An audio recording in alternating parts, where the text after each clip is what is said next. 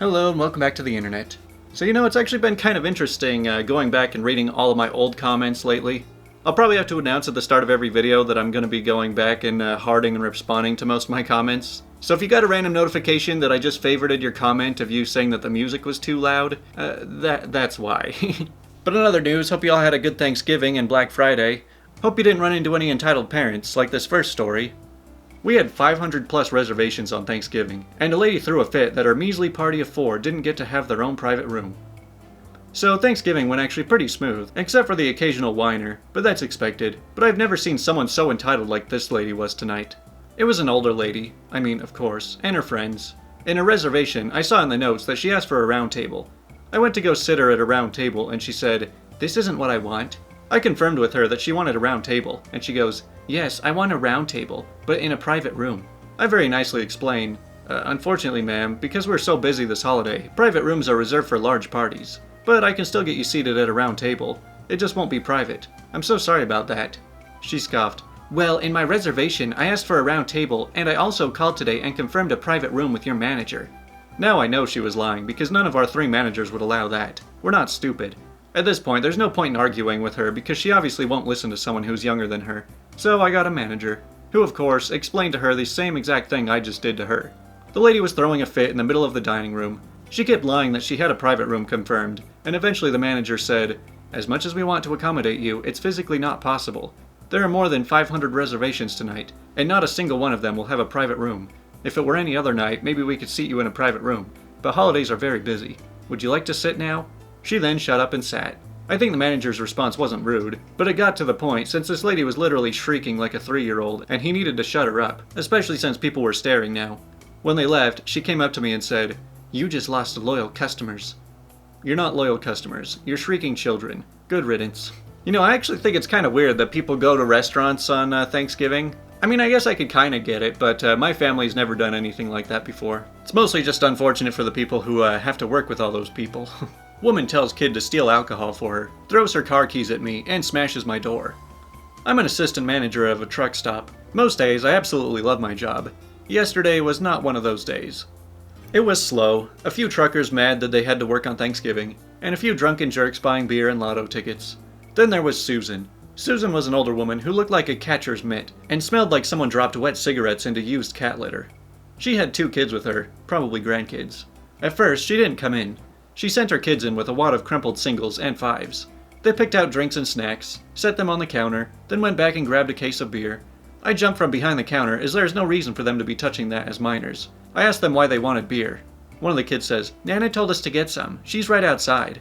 I say, "Well, I'm sorry, but you cannot purchase this. I'll ring you up for your snacks and drinks, but your Nana can come inside and get the alcohol herself, okay?"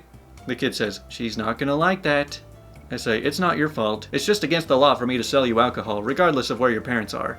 Says, "Daddy's at work. So is Mom." I say, "I'm sorry to hear that, sweetie. I'm sure they'd want nothing more than to be here with you now. But I can't sell you this. Please ask your Nana to come inside with an ID." They take their bag of snacks and their drinks and go back outside.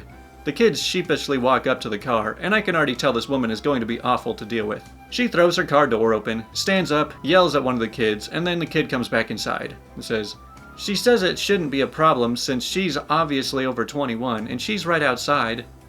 I say, "Sorry kiddo, that's against the law. If she wants alcohol, she can come inside with her ID. We have to ID everyone who buys alcohol, regardless of how old they look." The kid goes back outside and she gets more irate. She points to the store and the kid comes back inside, walks to the alcohol, grabs a case, then goes to walk outside. I stopped him and told him that he doesn't have to do what she says when it comes to alcohol, and asked if their parents would be okay with this. He says, "They don't drink, they don't like Nana." Oh, fantastic. She finally comes in, and I could smell her from almost 10 feet away. Says, "Okay, I'm freaking here. Now give me the stupid beer." So me, not wanting to, but not having much of a choice. "Do you have your ID?" She's slurring her speech. "What the F? Do I look like a freaking teenager to you?" I said, "No, you sure don't, ma'am. But it's policy and law. I can't sell alcohol to anyone without an ID." "You waste my time by making me come in here when you know darn good and well the kids aren't drinking it, and I was right outside in the car. You could see me from here, burp. Are you blind? I want my beer. I'm obviously of age, burp. What the F is wrong with you?" She throws the keys. So me, noticing she is obviously drunk and driving 2 children around, as I signal my cashier to contact the police from the back office. I say, "You're right, ma'am, I apologize, but the children cannot touch the alcohol. If you would please go to the cooler and pick out your selection, I will work around the ID law. It might take me a few minutes to get around it in my computer. All I needed was a birthday, but she didn't need to know that. I spent a few minutes reprinting receipts, checking shower logs, and apologizing profusely for the delay. Once the cops showed up, I breathed a sigh of relief. They spoke with the kids, the entitled parent, and myself. And the entitled parent threw a fit when they said she couldn't drive herself home, and the kids had to be picked up by one of their parents. She stormed back into the store, knocked over displays, kicked our glass case, slammed the door so hard into the wall that the door glass shattered. Cops were on her in a heartbeat, and the kids' parents were called, and I gave the poor kiddos a TY beanie keychain to brighten up their faces. Their dad showed up, and he's a nurse, still in his scrubs. I felt so bad. Some people shouldn't be allowed near children. I don't really know how you can live to be, to whatever age this woman is, and expect that this is going to go well. I mean, you try and get your kids to buy you alcohol, and then steal alcohol, and then you want to drive drunk, so I don't really know what's going through people's heads when they think that this is all just gonna go fine. Ma'am, he's deaf. So one of my best warehouse guys is deaf, and has been since birth. American Sign Language is not particularly easy to learn, but we have a lot of signs we've made up along the way as shortcuts to communicate. Most of the signs are related to specific things we do. He was helping me out on the sales floor when a customer started talking to him. Not abnormal. You can't look at him and see that he's deaf. I was perched atop a 15-foot ladder when a customer approached my helper. Customers may see a ladder, but they rarely look up. It really sucks when you're on an unstable ladder and a customer rams their cart into it. My coworker indicated that he's deaf. From my ladder I say, "Ma'am, he's deaf, can I help you?" The customer looked up in shock to see me on my least favorite ladder.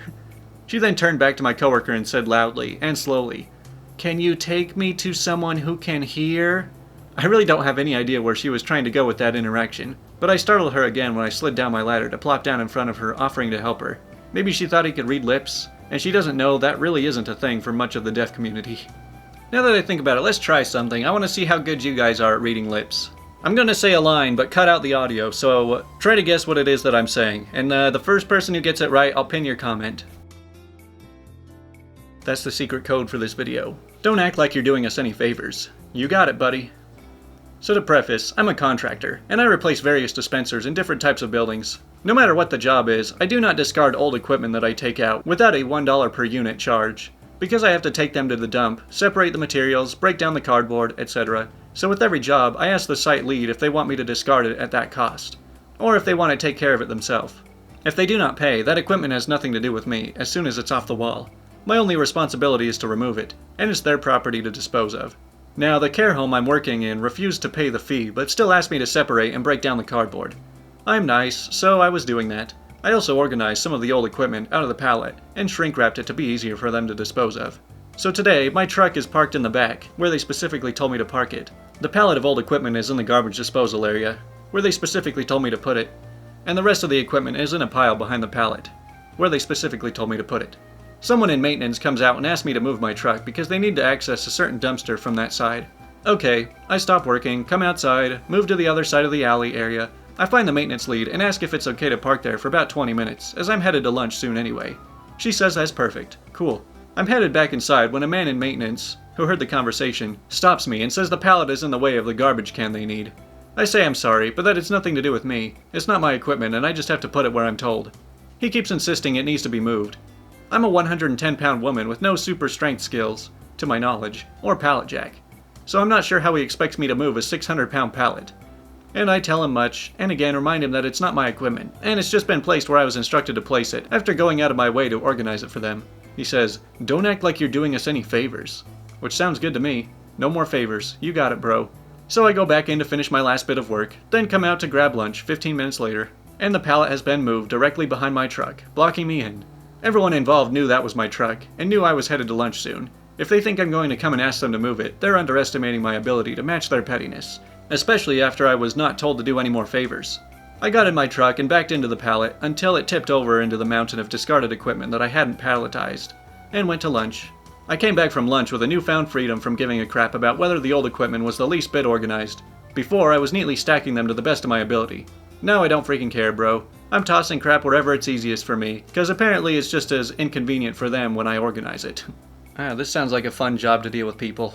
Well, it looks like it's now time to move on to the question of the day, which is, who is one stranger you remember to this day?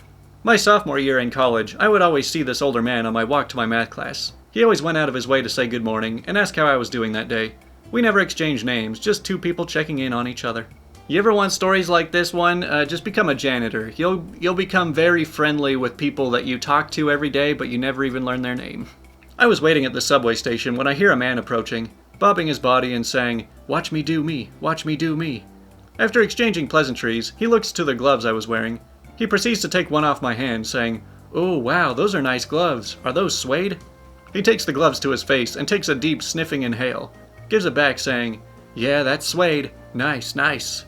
He then looks over my shoulder towards the station security guard, takes a small step to the right so I'd block him from view, and pulls a bottle of vodka from his jacket. With the biggest grin on his face, takes a huge pull and again bobs off into the night singing, "Watch me do me, watch me do me." 10 out of 10, would watch him do him again. I obviously don't know the song he's referring to, so it probably sounds nothing like that. But the story kind of reminds me of one stranger I remember seeing once. The story's gonna sound really strange and like completely pointless, but me and my brother were out in front of a Target in Hawaii. We're just eating a pizza off the stack of shopping carts, and this one dude, you could tell he was just high on life or high on something.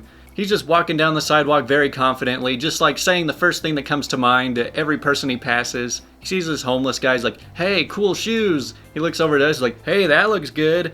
And he just keeps walking. And I gotta say, I wish I could get into a mood like that, where you just drop all social boundaries and you'll just say the first thing that comes to mind to every person you see. I was waiting for my mom to finish up the paperwork to adopt my first dog when I was 4. I looked at a random lady in the waiting area and told her I was going to have a puppy, and pointing at the dog. She said, "What will you name her?" I told her I didn't know. She said, "Well, she's very fluffy." A muffin is fluffy. Why don't you name her Muffin?" I smiled at her and walked away to tell my mom. I had my dog Muffin until I was 17, and I'll never forget the nice lady who gave me her name. I've got a bit of a fluffy Muffin back here too, but she sleeps like 20 hours a day. My sister and I were in middle school at the time, eating mall food with our mom. Mom decides to get a couple things from the food mart real quick as we're eating, and goes off to do so. We were in view of the window so she could just look over and see us. My sister and I noticed an old couple at another restaurant. They looked like they were mad dogging us while we were eating. Made me uncomfortable, but I tried ignoring them. My mom popped back out for a moment to check on us, and now the old couple started to throw their own food away and head out. My mom then headed back in to finish shopping. The wife patted her husband's shoulder, pointed back at me and my sister, and then they both sat back down and continued watching us. They finally left when they saw my mom at the checkout, and my sister and I simultaneously went, "Oh, they were watching over us this whole time. Thanks wherever you guys are. Not enough people like you two." Yeah, it's kind of hard to show some concern for some kids without looking like you are the people that you are concerned about. One time, I went to a gum wall in Seattle. My friend put his chewed gum on the wall, and this guy came up behind him, plucked it off the wall, and started chewing it. He told my friend, "Any gum you put on the wall is mine." He didn't even look like a crazy homeless guy. He was well groomed and wearing a suit. Never been more unnerved in my life, and I was just an onlooker. You know, I've never heard of a gum wall, but that sounds kind of disgusting. Obviously, the guy hasn't been doing a very good job if there's still gum on the wall.